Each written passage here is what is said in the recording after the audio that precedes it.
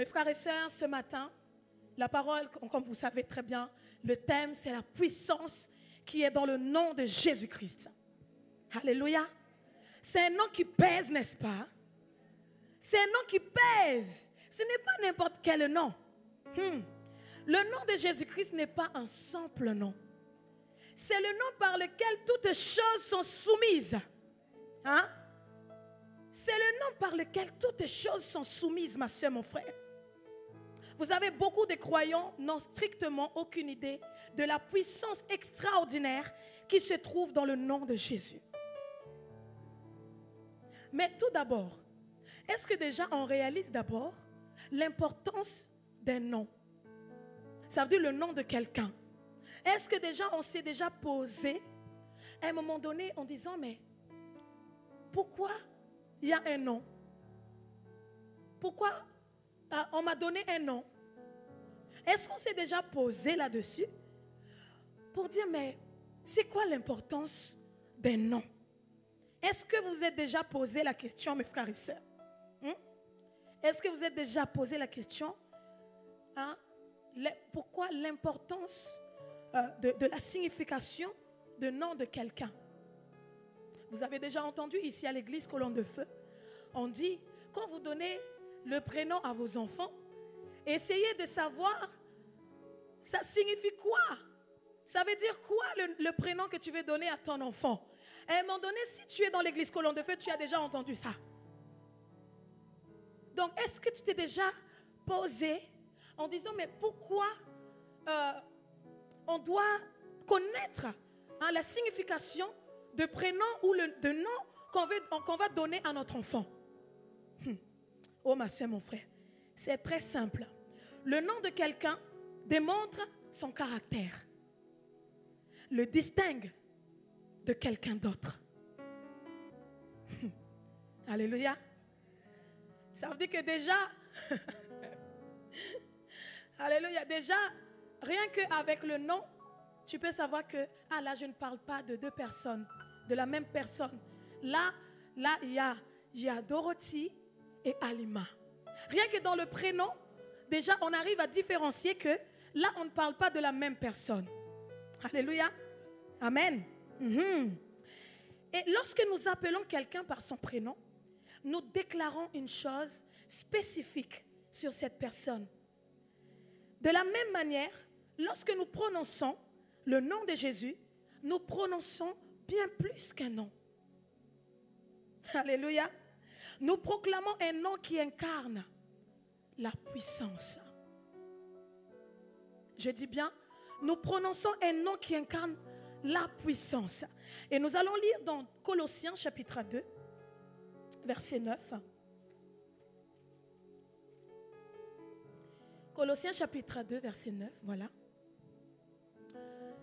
Car en lui habite corporellement toute la plénitude de la divinité. Corporellement, ça veut dire physiquement.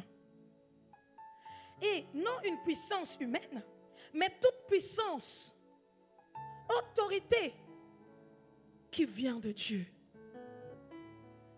Alléluia. Amen. Lorsque nous prononçons le nom de Jésus, nous décrivons sa personne. Amen. Le nom de Jésus veut dire sauveur. Donc quand tu appelles Jésus, tu es en train de dire sauveur. Vous savez, le plan de l'ennemi, le plan de Satan, vous savez, c'est de diluer l'importance de la puissance qui est dans ce nom-là. Parce qu'il sait que la clé pour le mettre à terre, il sait que c'est dans ce nom-là. Et c'est pour cela qu'il veut qu'on puisse avoir l'habitude. Ça veut dire qu'il faut que ça devienne, même quand on dit Jésus, ça n'a plus d'impact en nous. Parce qu'il sait que quand on comprend vraiment l'importance du nom de Jésus, il se passe quelque chose. Ça veut dire que quand tu vas le dire, ça va dégager une autre parfum. Ça veut dire qu'il y a deux personnes. Ces deux personnes, ils peuvent confesser le nom de Jésus. Mais l'autre personne, il a compris vraiment, elle a compris l'importance du nom de Jésus. La personne a compris c'est quoi la puissance qui est dans ce nom. Et l'autre personne, elle va tout simplement dire Jésus parce qu'elle a entendu les autres chanter et dire Jésus. Je t'assure, quand ces deux personnes-là, elles vont confesser en même temps le nom de Jésus, c'est l'autre qui a compris la puissance qui est dans le nom de Jésus. Elle va voir facilement des choses extraordinaires qui vont se passer. Mais par contre, l'autre, qui a tout simplement entendu les autres dire Jésus et qui a répété tout simplement, sans comprendre la puissance qui est dans ce nom, la personne peut être étonnée de voir que rien ne se passe. Ça veut dire que la clé de tout ça, c'est ce qu'on est en train de parler. Ça veut dire de comprendre vraiment la puissance qui est dans ce nom. Donc ça veut dire qu'à partir de maintenant, ma soeur, mon frère, ta manière, ça veut dire que quand tu vas dire le nom de Jésus là, il faut que tu puisses vraiment comprendre c'est quoi la puissance qui est derrière. Ça veut dire qu'il ne faut pas seulement dire pour dire, mais ça veut dire que tu as compris vraiment l'importance de la puissance qui est dans ce nom. Alors donc je disais que Jésus signifie sauveur. Donc lorsque nous prononçons le nom de Jésus, nous décrivons sa personne, qui il est. Amen. Et aujourd'hui on sait que ça veut dire que si tu dis un nom de quelqu'un, tu peux savoir exactement ce que, ça te rappelle ce que la personne a fait. Alléluia. Ça veut dire aujourd'hui si on parle de Barack Obama, tout de suite c'est lié avec présidentiel. Amen. Donc aujourd'hui si on parle, on parle plus de personnes, personnalités, les gens qui sont célèbres, on va dire. Hein? Si aujourd'hui on parle de Céline Dion, tout de suite ce qui va revenir dans votre tête, c'est une chanteuse. C'est lié avec quelque chose de grand. Amen. Alléluia. Ah, bien sûr, si vous entendez Nawal, vous allez dire, ah, la femme du matin. Vous allez associer ça avec... Vous allez dire comme ça. Amen.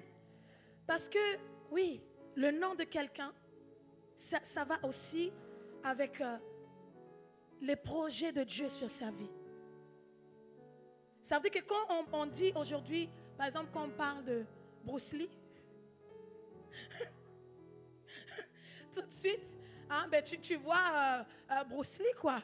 Le karaté, tout ça. Tout de suite, tu vois ça dans la tête.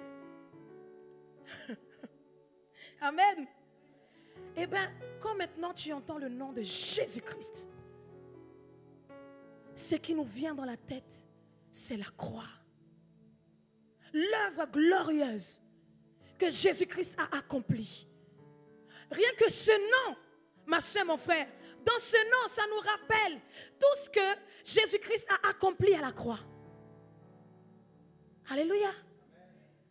Et donc, quand on parle aujourd'hui de Jésus, on doit tout de suite voir l'œuvre rédemptrice que Christ a accomplie à la croix pour nous. C'est associé.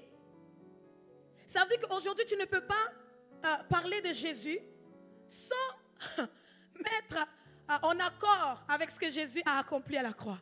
Impossible. Parce que ça va avec.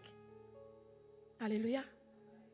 Donc, mes frères et sœurs, Jésus-Christ, il est le sauveur. Jésus, ça veut dire sauveur.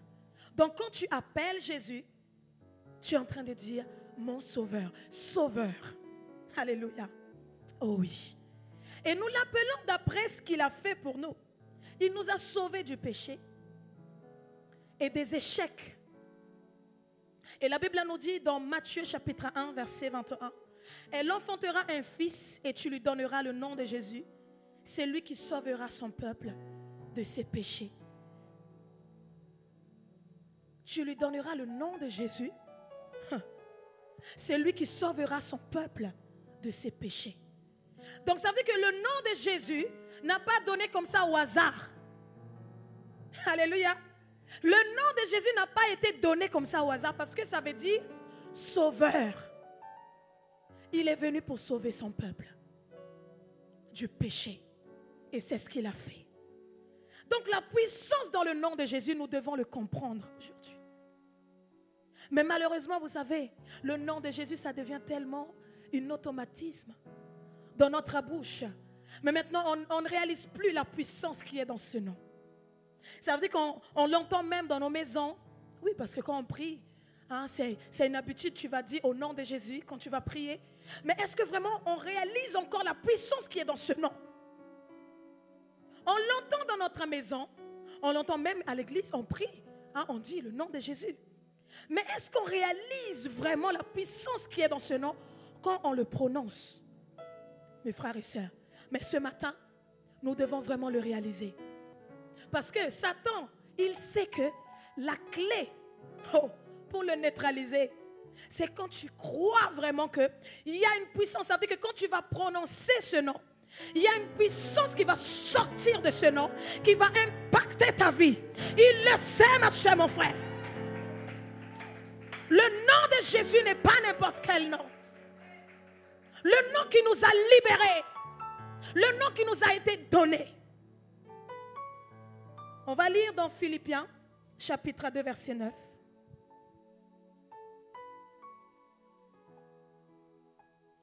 Philippiens, chapitre 2, verset 9. Nous allons lire ce verset ensemble. Qu'est-ce que la parole nous dit? C'est pourquoi, lisez avec moi, c'est pourquoi aussi Dieu l'a souverainement élevé et lui a donné le nom qui est au-dessus de tout nom, afin qu'au nom de Jésus, tout genou fléchisse dans les cieux. Attends, c'est quoi? Dans les cieux, sur la terre et sous la terre. Et que toute langue confesse que Jésus-Christ est Seigneur, à la gloire de Dieu le Père.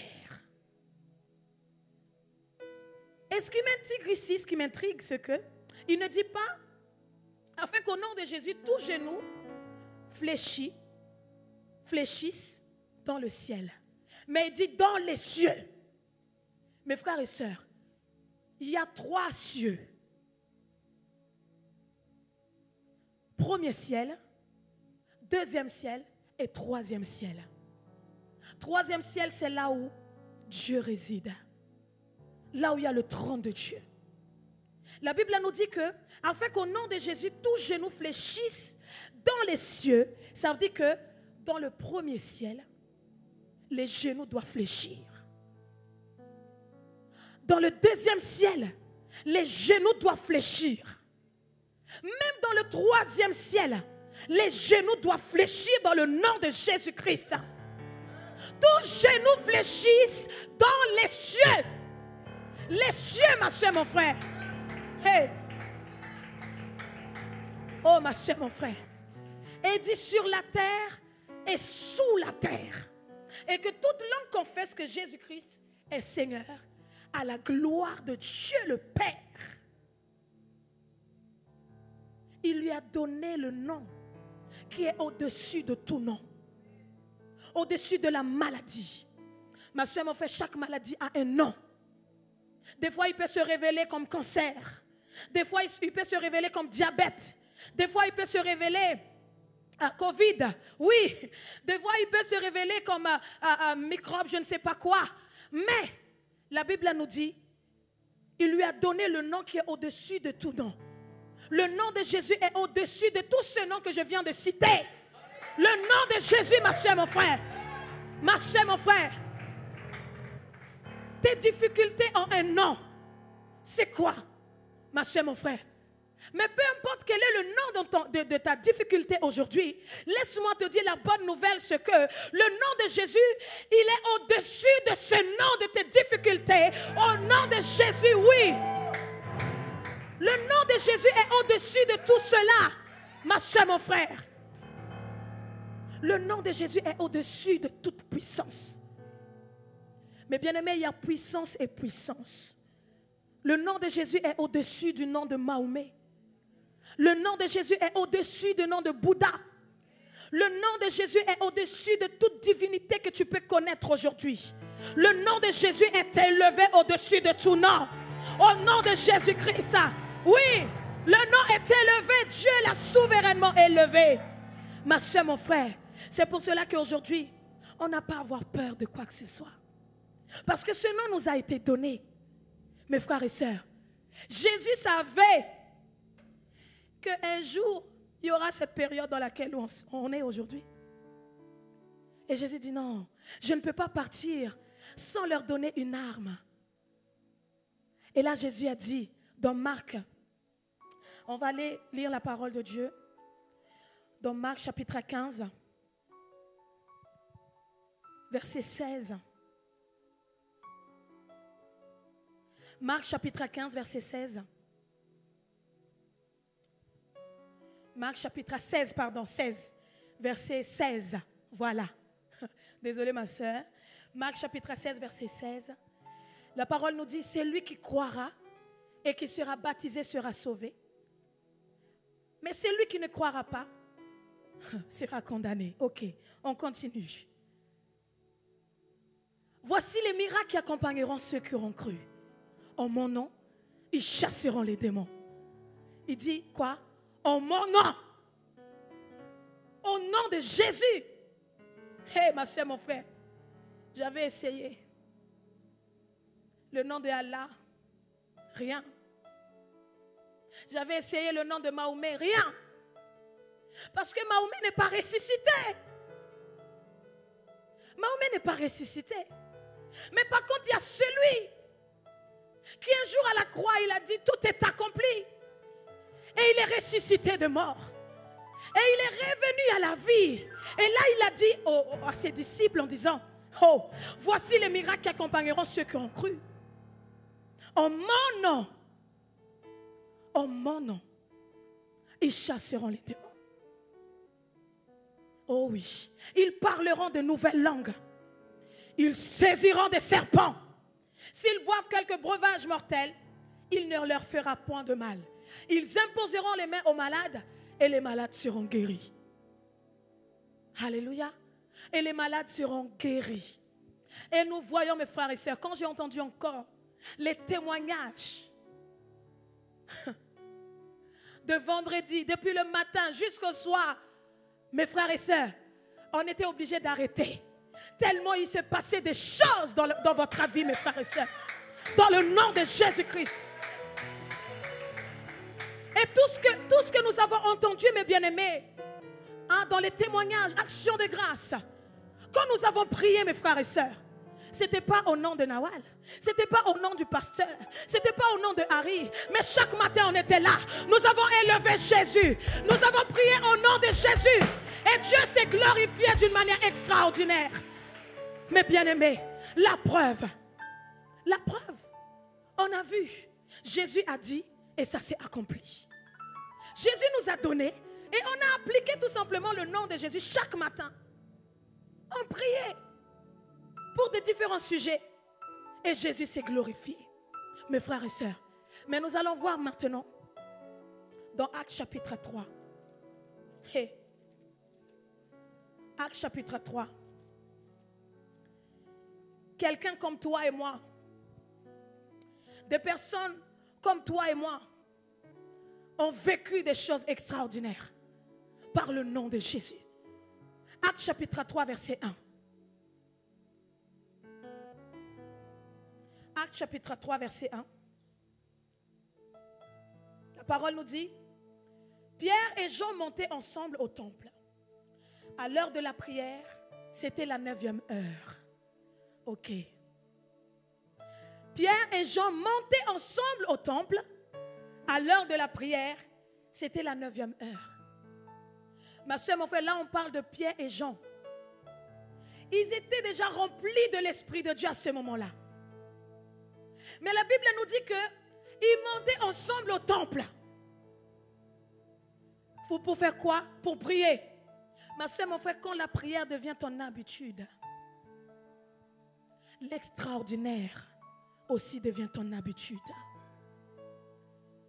Quand la prière devient ta vie, ma soeur, mon frère, tu peux aussi tutoyer la gloire.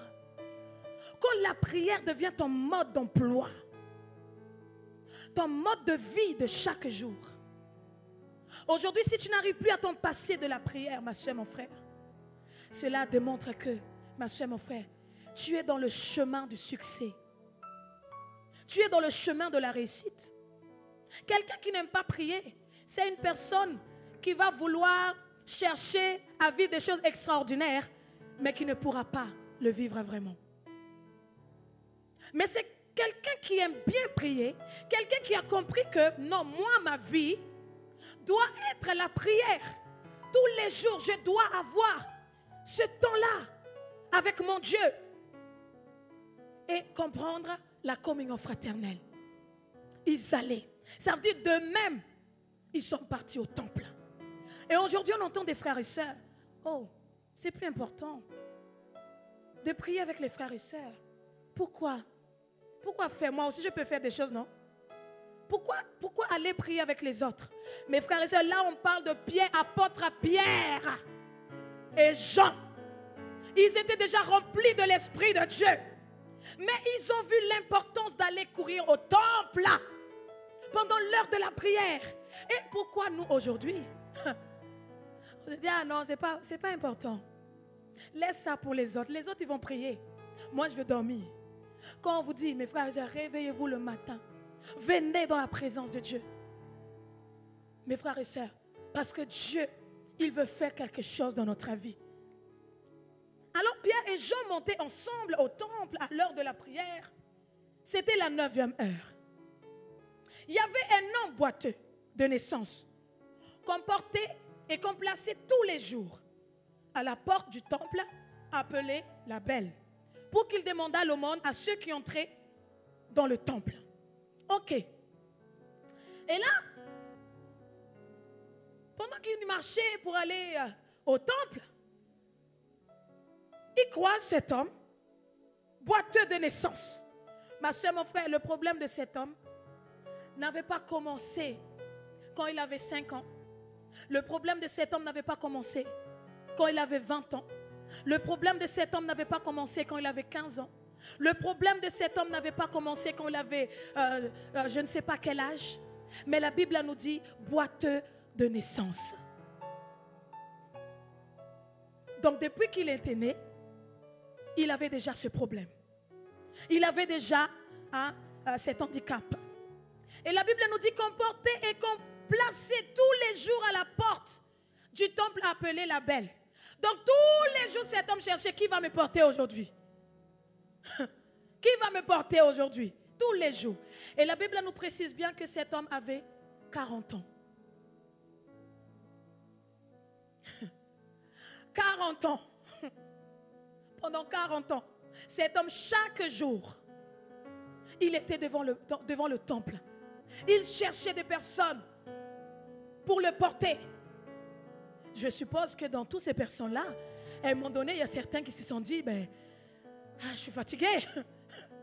Il faut te porter tous les jours. Ça veut dire que cet homme avait même chaque jour, même coutume, même manière de faire. Chaque jour, ça veut dire de trouver quelqu'un pour le porter et de le placer devant le temple. Devant la porte du temple appelé la Belle. Et cet homme n'avait pas que ça comme problème. Non seulement c'était un boiteux de naissance, mais la Bible nous dit que il était un mendiant. Il faisait l'aumône devant le temple. Ça veut dire qu'il y avait 2 problèmes qui étaient là. Non seulement cet homme était un boiteux de naissance, et il faisait aussi l'aumône devant le temple. Mes frères et sœurs, combien d'entre nous, aujourd'hui peut-être, tu es là chaque matin, tu es devant une porte. Mais jusqu'à l'heure, tu ne sais pas qu'est-ce qui se passe derrière cette porte. Et comme cet homme restait là depuis 40 ans. Il Il était là devant la porte, mais il ne sait pas qu'est-ce qui s'est passé derrière la porte, de l'autre côté de la porte. Mais cet homme était là pendant 40 ans. Et la Bible nous dit qu'il faisait de l'aumône. Ça veut dire qu'il restait là. Et on sait que autour du temple, il y avait beaucoup de passages. Ça veut dire que cet homme voyait les gens partir, revenir, aller dans le temple, rentrer dans le temple et sortir du temple. Mais lui, il est là. Il attend 40 ans. Il restait là. Il voyait des passages. Mes frères et sœurs, cet homme voyait que les pieds des gens qui passaient. Tu te rends compte, pendant 40 ans, 40 années, tu vois que des pieds, des talons qui passent, des chaussures qui passent. Tu vois que ça, tu ne vois pas autre chose, mais que les pieds des gens que tu vois, aller-retour.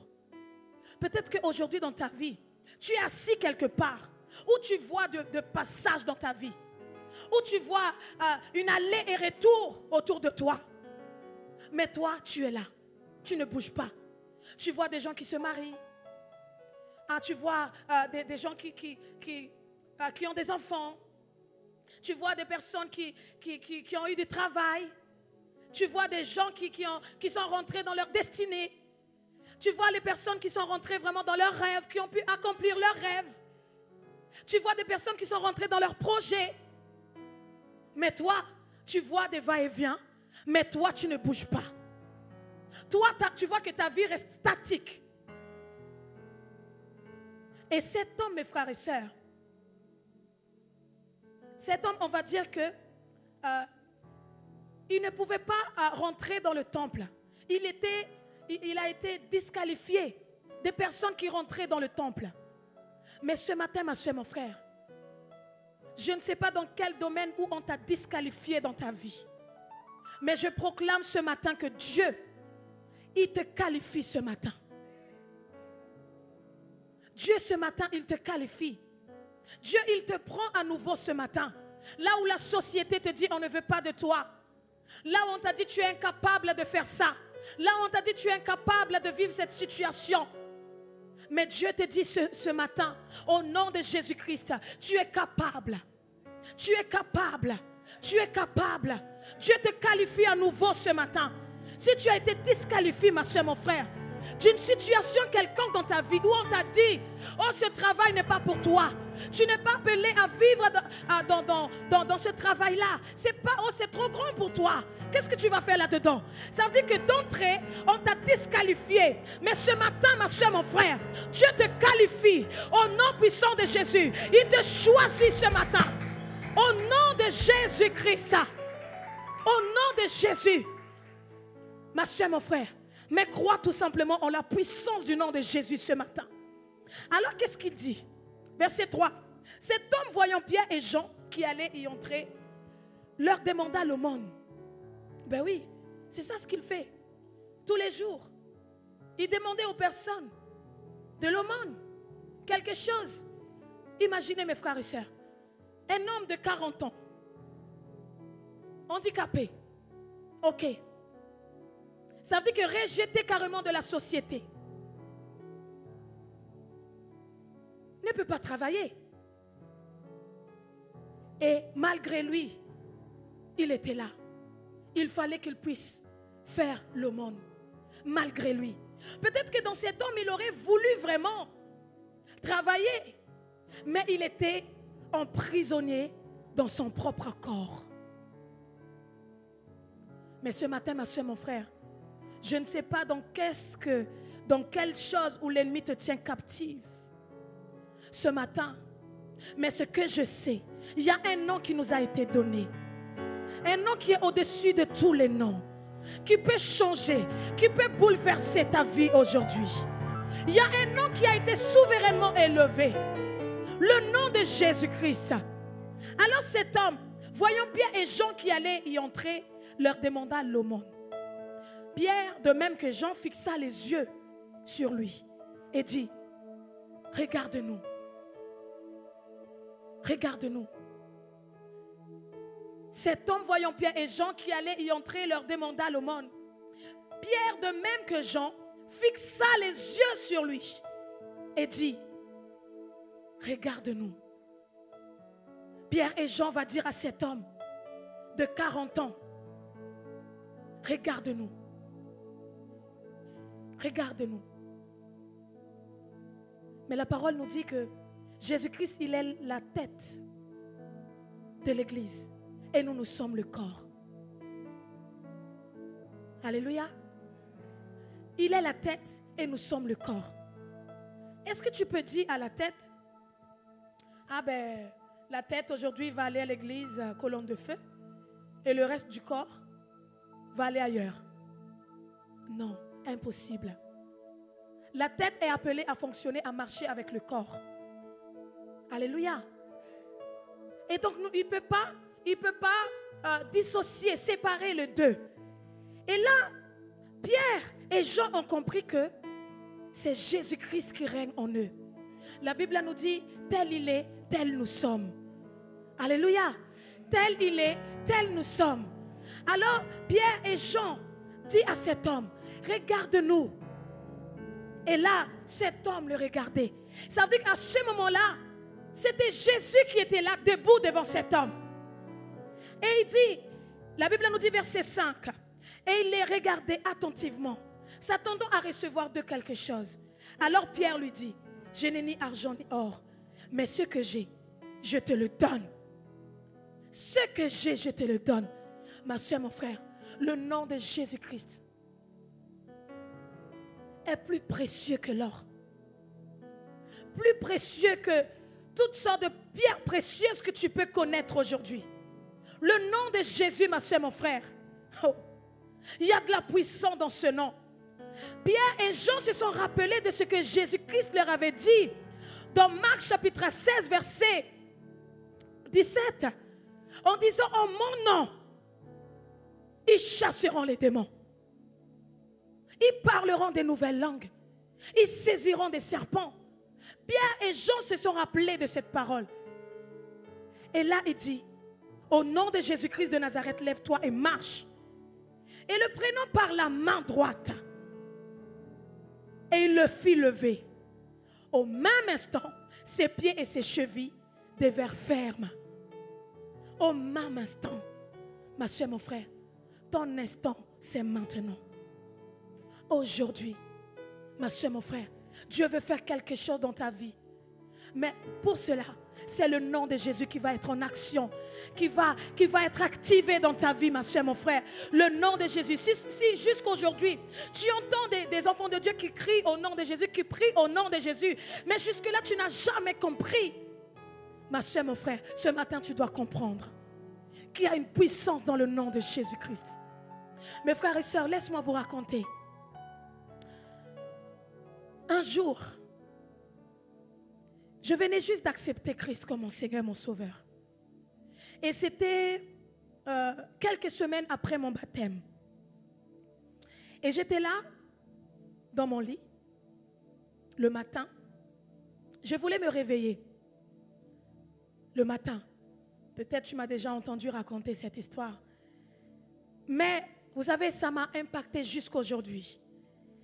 Et donc, ce matin-là, j'ai voulu me réveiller. Mais il faut savoir que avant ce moment-là, chaque matin pour me réveiller, c'était un combat. C'était un combat parce que à chaque fois que je voulais me lever, il y a comme une sorte d'oppression qui me tenait captive au lit. Donc je ne pouvais pas me lever comme quelqu'un de normal qui veut se lever et qui se met debout et qui va travailler par exemple. Donc moi pour me lever chaque matin, il fallait à chaque fois même des heures pour que je puisse me lever du lit. Parce que je sentais comme une oppression qui me pesait dans le lit. Mais ce jour-là, ce matin-là, après quelques semaines de mon baptême, vous voyez la puissance qui venait chaque matin qui me tourmentait. Ce matin-là, la puissance a été multipliée par... donne-moi tous les chiffres que vous voulez. Tellement ça pesait. Et là, je venais juste d'accepter Christ. À ce moment-là, j'ai bataillé. J'ai senti dans mes pieds comme si quelqu'un tenait mes pieds. J'ai senti, il y avait une lourdeur au niveau de mes pieds, mes bras. Je ne pouvais même pas bouger. J'étais coincée dans le lit.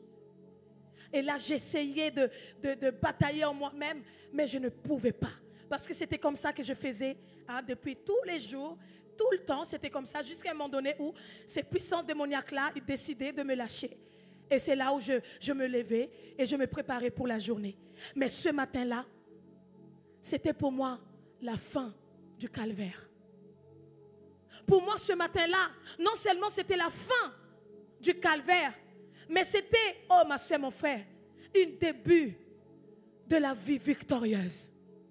Et là, j'ai bataillé. Donc, je ne sais pas si un jour ça vous est déjà arrivé, ça. Mais ma soeur, mon frère, t'inquiète pas. Si tu m'entends ce matin, l'Esprit de Dieu va même te libérer ce matin au nom de Jésus-Christ. Et là, il dit quoi? Et là, mes frères et sœurs, au plus profond de mon âme, je cherchais un secours de moi-même parce que j'ai toujours fonctionné comme ça. Parce que j'étais sans Christ, sans la parole, sans Jésus-Christ. Mais ce matin-là, mes frères et sœurs, il y a une voix qui me parlait. Je ne savais pas qu'il y avait quelqu'un qui était en moi.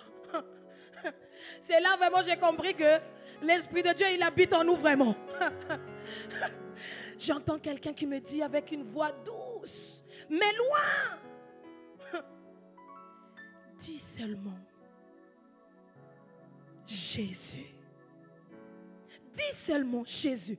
Avec une voix douce, mes frères et sœurs. Mais j'entendais, j'étais capable de l'entendre. Et là, mes frères et sœurs, j'ai même pas pu finir de dire Jésus. J'étais là, je dis Chut. Et je sentais déjà, j'entendais des chaînes brisées, mes frères et sœurs. J'entendais des chaînes brisées au niveau de mes pieds. J'entendais comme bruit de chaînes qui tombaient. Et là, quand j'ai dit Jésus, ils m'ont lâché. Et depuis ce jour-là, ma soeur, mon frère,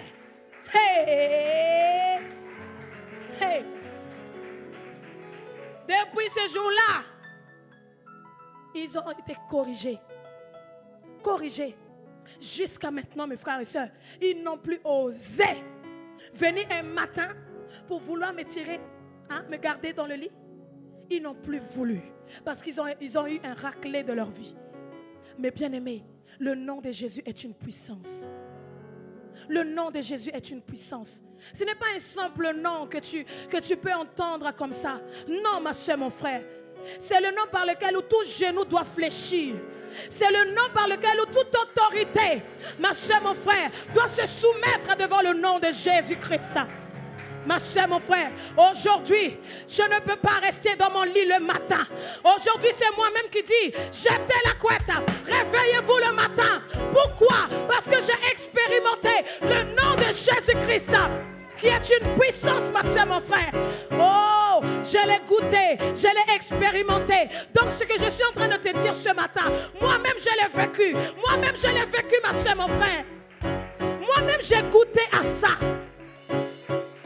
Mais si tu veux voir la puissance qui est dans ce nom, ma soeur, mon frère, tu dois croire en ce nom. Crois que dans le nom de Jésus, nous avons tout pleinement. Alors cet homme qui était là depuis 40 ans devant le temple, dans le nom de Jésus, un seul nom a bouleversé la vie de cet homme. Un seul nom a fait quelque chose, a bouleversé la vie de cet homme. Ma soeur, mon frère. Et je crois que ce matin également, le nom de Jésus, ma soeur, mon frère, peut te relever là où tu es. Toi, peut-être tu es assis, tu es en train d'attendre quelque chose de la part de l'Éternel. Tu es assis devant une porte quelconque. Mais jusqu'à là, jusqu'à maintenant, tu ne sais pas qu'est-ce qui se passe derrière cette porte. Parce que cette porte est fermée devant toi. Mais ce matin, ma soeur, mon frère, le nom de Jésus nous a été donné pour ouvrir toute porte qui se met devant nous, toute porte qui se dresse devant toi. Ma soeur, mon frère, ce matin, au nom de Jésus-Christ, tu te lèves de là et tu rentres dans ta destinée. Au nom de Jésus-Christ.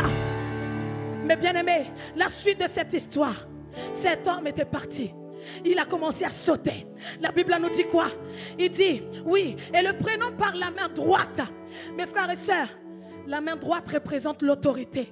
La Bible nous dit, il prenant par la main droite, il le fit lever. Au même instant, ses pieds et ses chevilles devinrent fermes. Au nom de Jésus, ma soeur, mon frère, toi qui marchais, toi qui boitais, mais ce matin, au nom de Jésus, oh, l'Esprit de Dieu te relève par le nom de Jésus-Christ. Là où tu es, ma soeur, mon frère, au nom de Jésus. Et il dit quoi? D'un saut, il fut debout. Oh, il se mit à marcher. Il entra avec eux dans le temple en marchant, sautant et louant Dieu. Alléluia. Oh, ma soeur, mon frère, n'est-ce pas merveilleux? N'est-ce pas merveilleux ce qui se passe dans le nom de Jésus? Alléluia. N'est-ce pas glorieux? Cet homme pendant 40 ans. Cet homme pendant 40 ans, prisonnier par son propre corps, mais qui a été d'un seul coup libéré par un seul nom. Le nom qui nous a été donné. Ma soeur, mon frère. Et il dit, il reconnaissait que c'était celui qui était assis à la belle porte du temple pour demander l'aumône.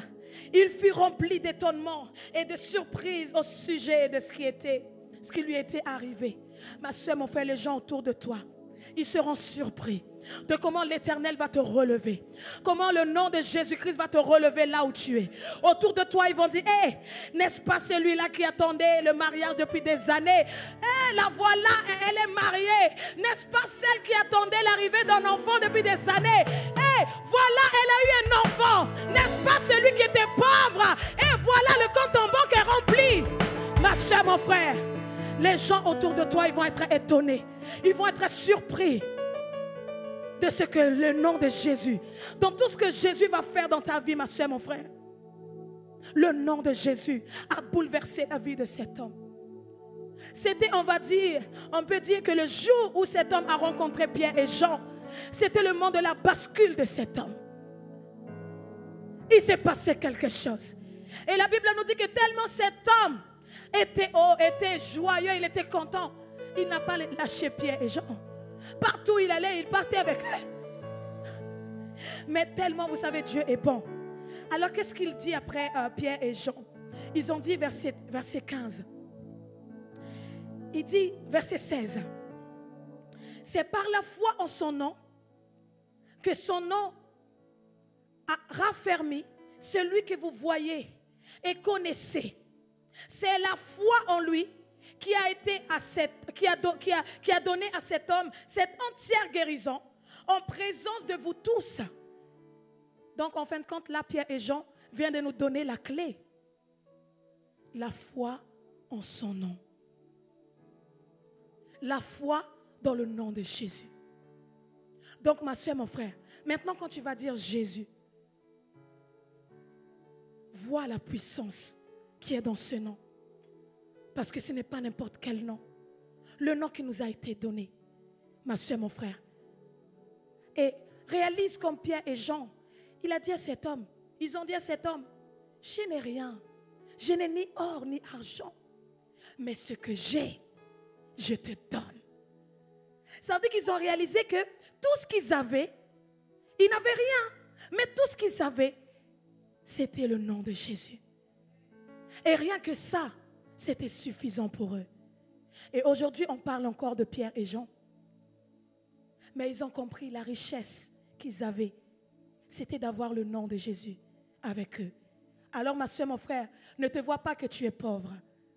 Aujourd'hui, toi qui crois en Christ, toi qui as la foi en Jésus-Christ, ne te vois pas que tu es pauvre, ma soeur, mon frère. Parce que Jésus nous a dit, je vous ai donné mon nom. En mon nom, en mon nom, ils chasseront les démons. En mon nom, ma soeur, mon frère, la parole nous dit, ils parleront en langue. Ils parleront des nouvelles langues. Ils saisiront des serpents au nom de Jésus-Christ. Donc, mes frères et sœurs, on est vraiment des personnes riches. Parce que nous avons l'arme fatale qui est le nom de Jésus-Christ. Alors, dans toutes les difficultés que tu peux rencontrer aujourd'hui, réalise, ma soeur, mon frère, que tu n'es pas seul. Réalise que Jésus t'a donné un nom qui ouvrira toute porte, ma soeur, mon frère, qui peut se dresser devant toi. Un nom qui va débloquer tout blocage qui osera se lever dans ta vie. Un nom qui neutralise toute maladie qui oseront venir perturber ton corps. Réalise tout simplement la puissance qui est dans le nom de Jésus. Et avance, ma soeur, mon frère. Alléluia. C'est ça la parole de ce matin. Est-ce qu'on peut acclamer notre Dieu, mes frères et sœurs?